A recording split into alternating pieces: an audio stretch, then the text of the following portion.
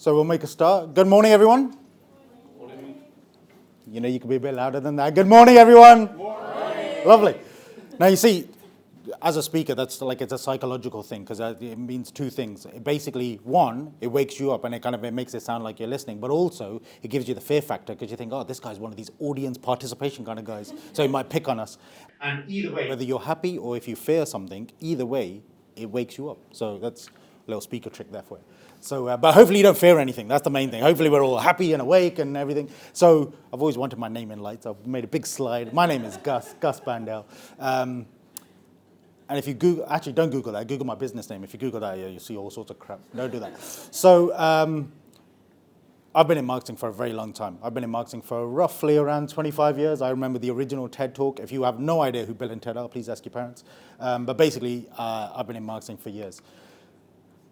Now, what we're going to cover today is, so essentially, it's all about streamlining your social media for superstardom, how to be brilliant on social media. So we're going to be covering, thinking about your ideal client, how to choose a social media channel, and what happens in the social media ecosystem.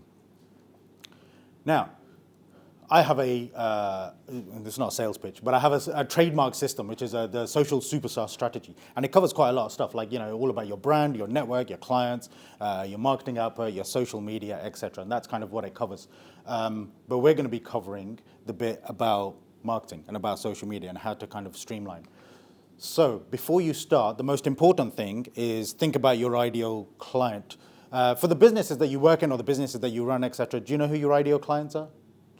Most of you? No? Okay, cool. So it's the bit that covers everything. It's the bit that you've got to start with right at the beginning. So think about their age, their location, their socioeconomic status, etc. My ideal client is someone between the age of 35 and 55, based in the Midlands, but doesn't have a large team, doesn't have a marketing team, drives a Volvo, probably has a golden Labrador, has a weird birthmark behind his ear. It's very specific. It's a very, I know exactly who my ideal client is.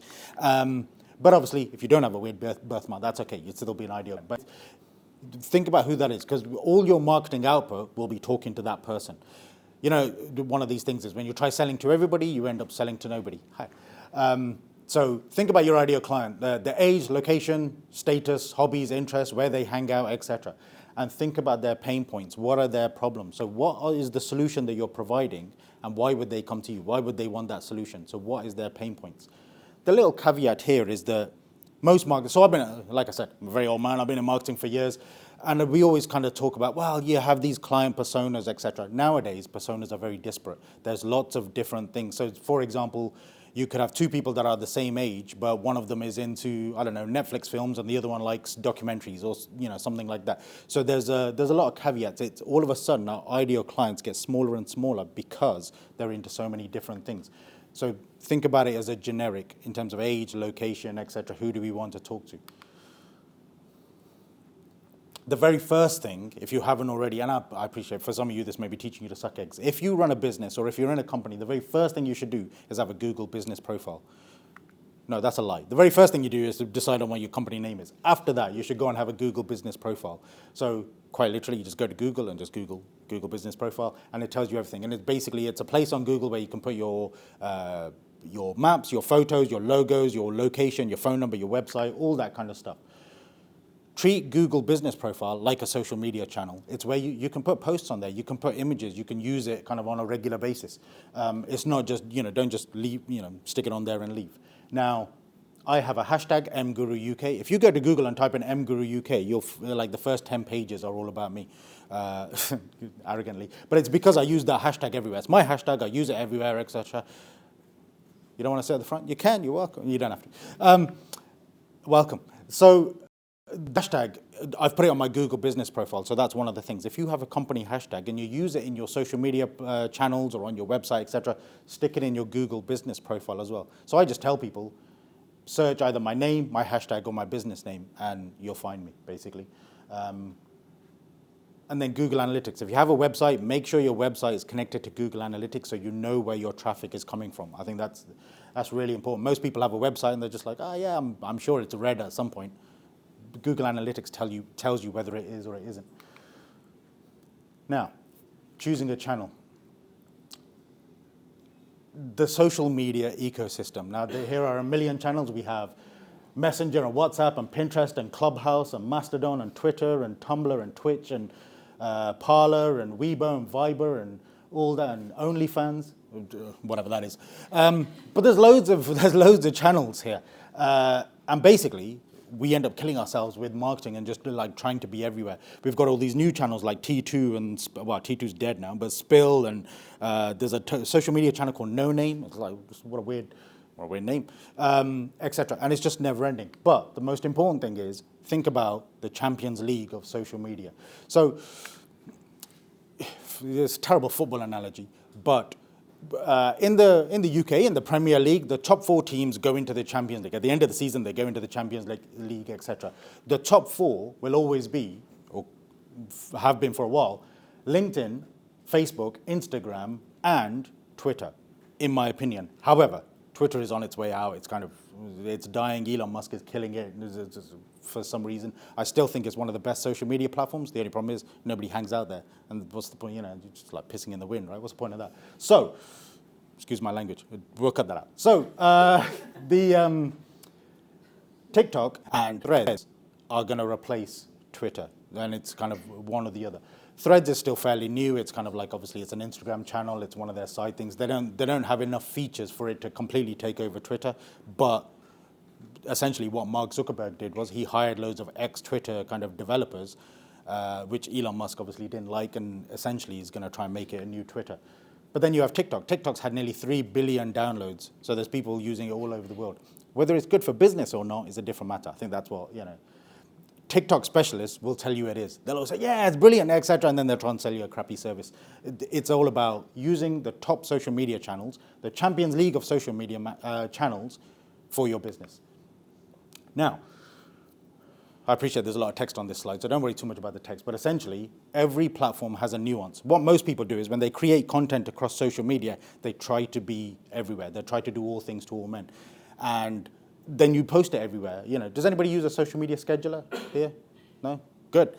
The problem with social media schedulers is what people do is they connect all their social media channels, they have one piece of content, they share it to everybody, and it's crap, and it basically ruins the algorithm. So for example, on Meta Business Suite, so for Facebook and Instagram, you can kind of schedule content so it goes out in 2 places. What most people do is share it in both places at the same time. That's not very good for the algorithm, because what happens is if some people see it in one place, when they see it in the other place, they're like, oh, I've already seen this, so they scroll past. What the algorithm recognizes is that people are scrolling past. So it thinks, oh, people aren't interested in your content, so it downgrades it. So if you're going to share content, share it across a number of channels, but at different times across those channels. And it depends on the kind of content that you create. So we have long-form content, which is really good for websites and blogs, and obviously Facebook and LinkedIn. Then we have short-form content, which is great for Twitter and email and Google and now Threads. Photos and images are good for Instagram. If you have an Instagram account and take a lot of photos and have a lot of photos, etc., you should be using Pinterest as well. And Pinterest is brilliant for driving traffic to websites, for example. If you create a lot of long videos, you should definitely have YouTube. YouTube is the world's 2nd largest search engine after Google. Does anybody know why? Because it's owned by Google. They're just like, let's just buy everything. And that's kind of essentially it. Google, Apple, and Mark Zuckerberg are trying to take over the world between the 3 of them. So they're just buying everything up. So if you create videos, whether it's long videos or whether it's short videos, you should have a YouTube channel, which would obviously be great, because when people Google your business, they get a kind of a double hit. Short videos, obviously TikTok, Instagram Reels, and YouTube Shorts. Does anybody use audio, like Twitter Spaces or Clubhouse? No? Okay, cool, we'll brush over that. Because, quite frankly, they're crap, unless you're in the kind of teaching space. In the pandemic, Clubhouse was massive. I loved Clubhouse. I thought it was brilliant. It was like a radio station and a podcast and all that kind of stuff. I used to have a weekly room called a social media speakeasy, where people just used to turn up and just talk to me and ask me questions and all that kind of stuff. Problem is, it died a death. And then Twitter Spaces and LinkedIn Audio come out, but they're not really that popular. And then we have messaging apps like WhatsApp, Messenger, Telegram. If you have a large client base, you should be using messaging apps. And not necessarily SMS. I'm talking about like text messages. I'm talking about WhatsApp, Messenger, Telegram, or things like Parler or Discord. Have a channel where you can speak to everybody. But one of the biggest problems with this kind of stuff is You want to be everywhere. You want to be on as many channels as possible. But don't do that. Think about the kind of content that your audience are into. So I know that my audience loves long-form content, and I get the most engagement for my blogs or my website pages or my LinkedIn articles and things like that. So that's what I do a lot of. I have clients that do a lot of short videos, for example, because that's where they get a lot of interaction. So I make sure they're on TikTok or Reels or all that kind of stuff. In my marketing workshops, when I do kind of longer marketing workshops, so I won't do it now, but I normally kind of do this. Oh, what does a Terry's chocolate orange teach you about marketing? Does anybody know? No? Cool. Segmentation. It's really dorky. But it's all about separating your audience, the different parts of your audience on the different channels.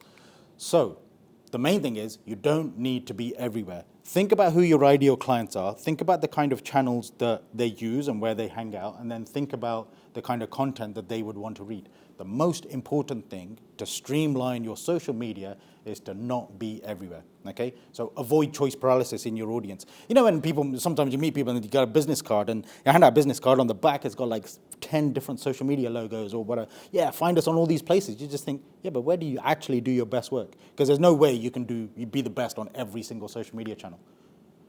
I mean, I can, but I'm a social media manager. I do this all day, every day. It's like I got nothing better to do. But like for people who have a proper job, you can't be great everywhere. Now,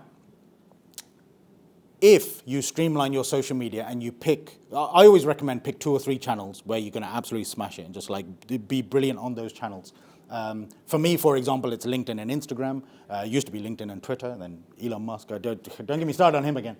But basically, it's the path of least resistance. When you talk to your ideal clients, they will want to know where you do your best work. So your leads will come in on those channels. Your clients will or potential clients will do their due diligence. You will get more exposure because people are hanging out on a couple of channels, so the algorithm will start sharing your content more. And then maybe candidates, if you're looking to grow your business, if you're looking to expand, if you're looking to employ, candidates will look at the path of least resistance. They'll look at a couple of channels and think, oh, actually, these guys are great. Whereas if you were crap on 10 channels, they're like, I don't want to work for these guys. So it's the path of least resistance by having a streamlined social media presence.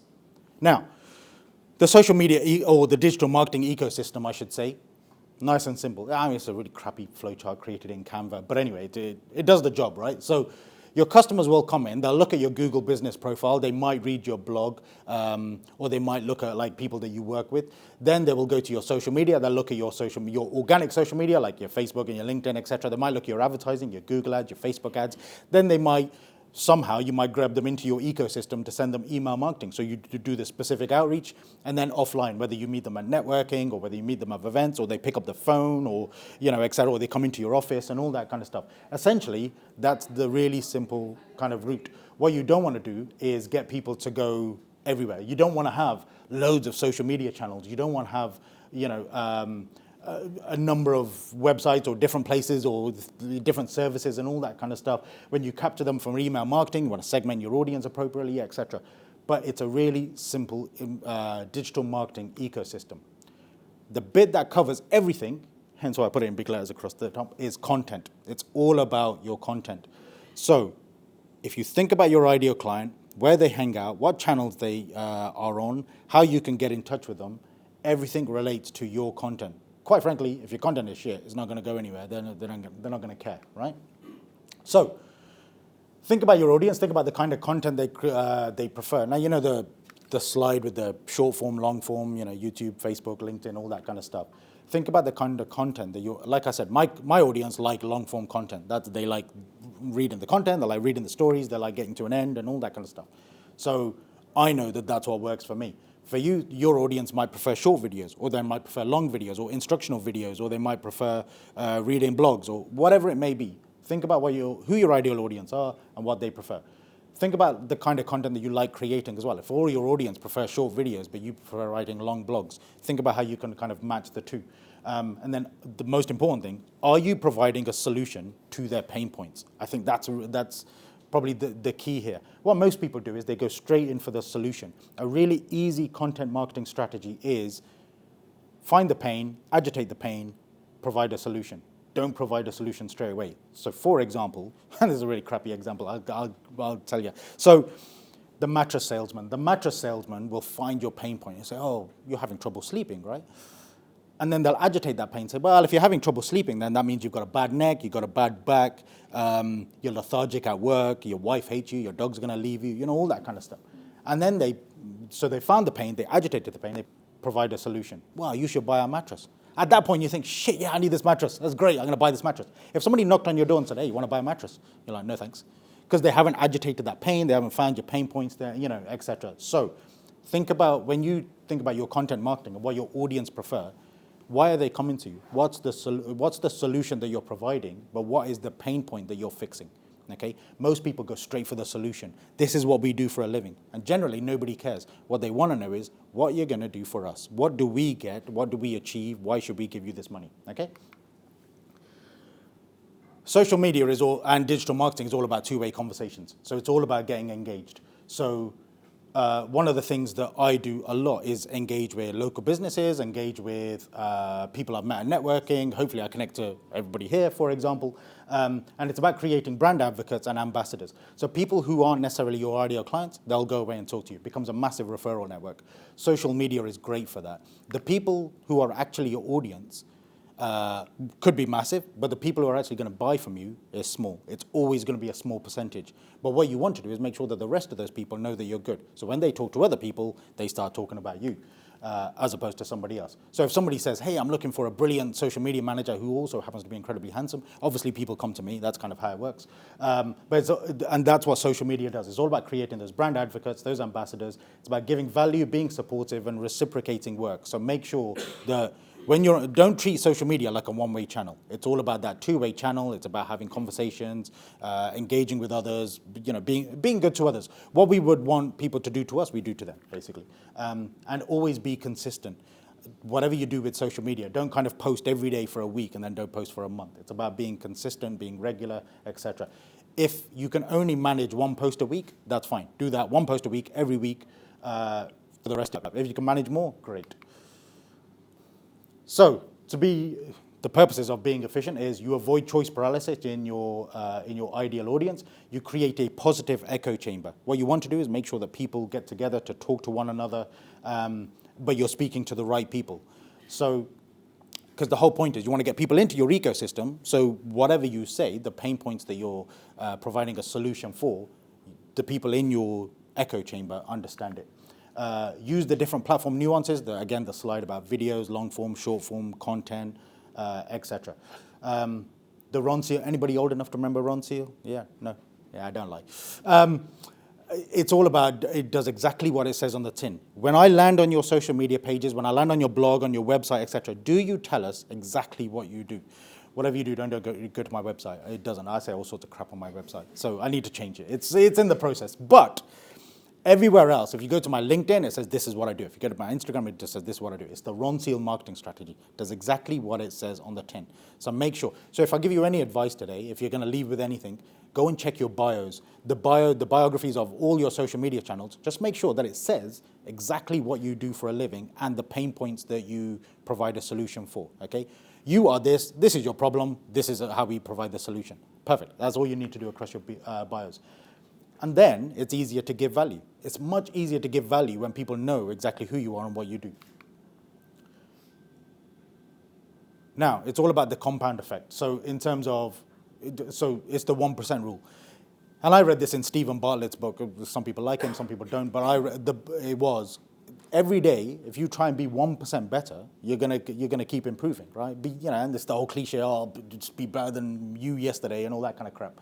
But it's incremental changes. Just every day, what can I do today? Can I update my bio today? Can I add a different blog today? Can I write a post today, etc.? Can I talk about my ideal clients? Can I do some outbound engagement, etc.? Can I find some ideal clients? Can I find some businesses to work with, etc.? So all that 1% change every day, which ultimately equates to a long-term content marketing strategy, okay? So, that was quick. Awesome. So think about your ideal clients. Choose your channels, including Google. So don't ever forget Google as a social media channel or a marketing channel. Think about your clients' pain points and how you provide the solution. Segment your audience appropriately in terms of who they are, where they hang out, what kind of content they want to create. And be social. just remember, always create two-way conversations. Social media and digital marketing is not about broadcasting, it's about engagement and having conversations. And that's me. Aha, look at that. That was awesome. That was, I mean, technically I planned it, but yeah, that's awesome. So anyway, that's me. Thank you. Do we, yeah, go. Yeah. That was good for the camera, Thank you. Any questions? There's got to be questions about marketing. Yeah. So, like, all of the channels are constantly asking you to advertise and spend money with them. Yeah. If you had, a small amount of money, where would you spend that money? Where do your ideal clients hang out? That'd be like more small, medium-sized business. So I would go with something like, for example, Facebook. Facebook ads, so everybody moans about Facebook ads, but Facebook ads are probably the one place, because there's 4 billion people on Facebook, and you're bound to find ideal clients, but it's how that platform survives. So Google ads are great, I think Google ads are great, but they're expensive. LinkedIn ads are great, but they're really expensive. So it's about, think about where you're, so for example, small businesses, there's no point you spending hundreds of pounds or thousands of pounds a month to reach small businesses that don't necessarily hang out on LinkedIn. There'll be somewhere like Facebook or something like that. If I was to give any advice when it comes to like having a budget and spending money, I would say spend more money in the content creation to start with, in the organic stuff. Ads don't work if you don't have the organic stuff in the background, kind of thing. So it's, because I see lots of businesses do that, they kind of set up social media channels and then they spend loads of money on advertising, then people do their due diligence and they think, oh, I'll check out everything else and the website's crap or there's no content on Facebook or LinkedIn or wherever it may be.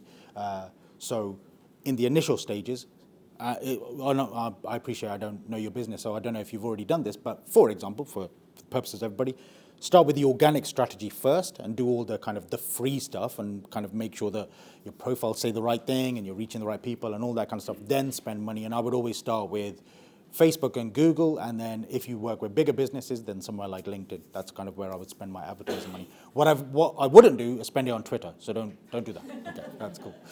Any other questions? Was there? Yes, hi. Yes, actually, I've got two now. Sure. Following off from Facebook ads, probably an impossible question to answer, but how much do you need to spend to get a return? I know that's impossible. It is impossible. Yeah, it is a classic case of how long is a piece of string. So how much money do we have to spend? And therefore how much will we make? What's our return on investment? But is Go it the more you spend, the more you're going to get in, or not necessarily? In most cases, yes. Right. But the again, depending on how much you know about Facebook. So for example, I don't know enough about Facebook ads to sell it as a service. So I have a team of associates that do my kind of Facebook ads, Google ads, and all that kind of stuff. And the kind of questions that they ask are brilliant. And it's kind of, they really go through, well, who are your ideal client? How much do you want to make? What's your product? What's your markup? What's your margin? And all that kind of stuff, etc. For example, I work with a kind of a domestic cleaning company, and they charge like £10 per hour per client. But they wanted to spend £1,000 on advertising. And it's like, what's the point? Because your return on investment is going to be very... So you have to think about your own business, your own margins before you start spending money. Now, to answer the question as such, there is no... Anybody that can tell you, well, you spend £100 and we'll make £1,000, that's a lie, basically. So it's all about testing, it's all about working out. But a good Facebook ads manager or Google ads manager or LinkedIn ads manager will talk you through the process and basically do it on a monthly basis and tweak the ads and make sure that you're not killing yourself spending loads of money just to make a little bit of return. And it's really easy to kind of to pull out quickly as well. Kind of. So the second one is about LinkedIn. Sure. I read so much. I'm not on social media. I'm sort of a very sort of dip in and out. But some people say it's all about connections first, then content. But then it's difficult to get the connections you want when you've got people that you're not sure whether you want to connecting with you to sell their service. And then it all gets a bit, I know my LinkedIn is very much all sort of muddled now with people who want to sell me stuff, but that's not my customer. So I do a whole LinkedIn workshop, but the very short answer to that is the search box is your friend. So it's about creating that positive echo chamber. LinkedIn is the only place where you get to curate the perfect audience, right? So you use the search box. So let's say, for example, your ideal clients are university chancellors in the Midlands. You will search for university chancellor, Midlands, whatever. You will get a whole list of people. You go and connect to them, make sure that you add a note to why you want to connect to them, etc. As and when they accept, and it's more likely they'll accept if you send them a note, as and when they accept, over time you start creating an echo chamber of the people that exactly you want to speak to. And then what happens is the algorithm, because the people who are trying to sell to you are not engaging with you, or you're not engaging with them, they drop off the ether. Do you know what I mean? They're kind of the, and so they won't be in your feed, they won't see your content, and all of a sudden the perfect echo chamber is for you in terms of your ideal clients. So, but don't ever forget that sometimes it's about other people's networks as well, for example. So you and I could connect on LinkedIn, and you might think, right, I'm never going to use Gus, and I might think I'm never going to use you, etc. But I have a big network, you'll have a big network, and when we engage with each other's content, what I call the octopus tentacles go out through the network and start sucking people back into us. So it's good to have a network, but also the search box is your friend. Make sure you create your own positive echo chamber. Okay, LinkedIn is the only place you can do that as well. Okay. Any other questions? A quick one, quickly. Sure. You talk about dual posting. So quite often you can go on Instagram, post something, and it will immediately give you something where you can say post on Facebook as well, etc., etc. Yeah. Don't do that. How do you manage that? And explain a bit more about that. So for example, I use social media schedulers where I can pick the time, so I can put it in different places and all that kind of stuff, etc. For something like, so for example, Meta Business Suite, where you can schedule to Facebook and Instagram, I just pick different times for each one. So particularly on Instagram, because what you mean is when you post on Instagram, at the bottom it says, share this to Facebook, and you can do that kind of thing. That's not a problem. What I would suggest is don't share the content that you really want to reach a massive audience. If it's basically like, I made a lasagna last night, great, that doesn't matter, share it on, at the same time. If it's specific content where you think, I really need an audience for this, or I'm selling something, or I want people to see it, etc., just don't click share to Facebook, for example. What I would do is because you must have that content in the first place in terms of the caption and the image and the links and all that kind of thing. thing. See a shift in terms of the audience on those two platforms then? Yeah, particularly at different times, and I think that's the thing. It's only because of the algorithms. So the algorithm, not that anybody understands algorithms, but basically from experience, what happens is if you post in multiple channels, most people do this. They post on multiple channels at the same time because they're like, I haven't got time. I'll just post on Facebook, LinkedIn, Twitter, Instagram, etc., all at the same time. The way people use social media is they use their phone and they'll scroll on multiple channels at the same time. You'll go to Facebook, you'll scroll, then you go to Instagram and scroll, you might go to LinkedIn and scroll, and then you'll have your lunch and go back to work. So if, for example, I saw your post on Instagram, I'm like, wow, brilliant post. I'll like it, I'll comment on it, this is great, etc. When I see that post on Facebook, I'm like, I've already seen that, I've already engaged, so I'll scroll it. The algorithm is not clever enough to know that I've seen it somewhere else. So that's why you post it at a different time, or use different images kind of thing. So same caption, same hashtag and all that kind of stuff, but might be a different image, for example, which again stops people scrolling. Does that make sense? Yeah, makes sense. Cool. Was there a, hey? Yeah, it kind of tags on to that question the gentleman's just asked there, but when you talk about consistent posting, how do you know when's the best time, is it different depending on what business you are, or? Because I'm going to be like a one-a-week poster. Yeah. I want to make sure I maximise that 1 a week. The way that social media works nowadays is that it will share your post at any time to anyone, as long as people start engaging with it. So the main thing is, don't post if your ideal clients are in the UK, don't post at 2 o'clock in the morning because everybody's asleep, right? So I normally recommend post in the morning, so somewhere between 7 and 9 a.m., somewhere around lunchtime when people are having their lunch and obviously scrolling, or after 7 o'clock in the evening when people are kind of, settling down to Married at First Sight or whatever. Match of the day is what I meant, sorry. So it's about when people are online. So have a think about that. The day sometimes matters. Pre-pandemic, it mattered. Don't post on Mondays, don't post on Saturdays. Whereas now, post-pandemic, it's a little bit more of a free-for-all. If it's specific business content, try and keep it to Monday to Friday. That would, within those times. However, to answer your question specifically, something like Facebook and Instagram, if you go into the Insights tab, it tells you exactly when your largest audience is online, basically. But you can't, it doesn't really do that on like LinkedIn or Twitter or anywhere like that. But you can do that for Facebook and Instagram, for example. It tells you when people are online. Slight caveat, just make sure that the time zone is correct.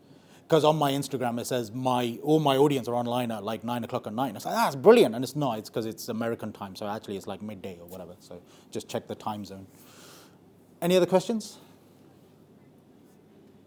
No? Cool. Well, then I'll say thank you. Make sure you connect with me. I would love for everybody to connect with me. If you have any kind of questions you want to ask, I'm around for a little while. Thank you very much. Thanks.